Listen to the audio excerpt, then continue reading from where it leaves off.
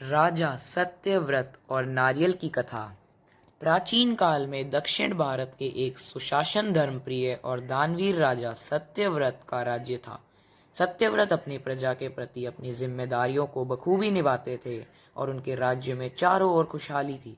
राजा का जीवन एक आदर्श राजा के रूप में जाना जाता था, लेकिन उनकी कोई संतान नहीं थी। सत्यव्रत और उनकी रानी इस बात से दुखी रहते थे और उन्होंने संतान प्राप्ति के लिए कई यज्ञ और तपस्या किए। एक दिन सत्यव्रत ने एक महात्मा से संतान के प्राप्ति का उपाय जानने के लिए संपर्क किया।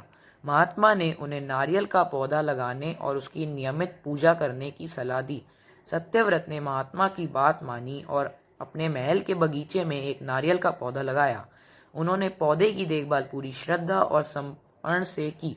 कुछ समय बाद नारियल का पौधा एक वृक्ष में बदल गया और उस पर पहले नारियल का फल लगा। सत्यव्रत ने उस नारियल को अपनी रानी को दिया और उसे प्रसाद के रूप में ग्रहण करने को कहा। रानी ने नारियल को पूरी श्रद्धा से ग्रहण किया और कुछ महीने बाद रानी ने एक सुंदर और स्वस्थ पुत्र को जन्म दिया। इस चमत्कार ने पूरे राज्य में खुशी और उत्सव का माहौल बना दिया।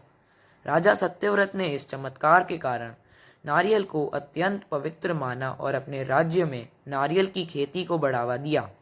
उन्होंने अपने प्रजा को भी नारियल के वृक्ष लगाने और उनकी पूजा करने का संदेश दिया।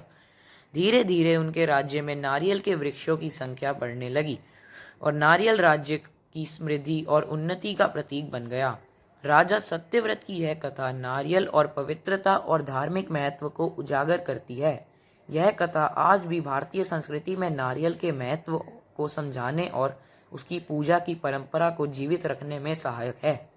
राजा सत्यव्रत के आदर्शों और नारियल की पवित्रता की यह कथा आने वाले पीढ़ियों को धर्म और श्रद्धा के महत्व को समझाने का सशक्त माध्यम बनी हुई है।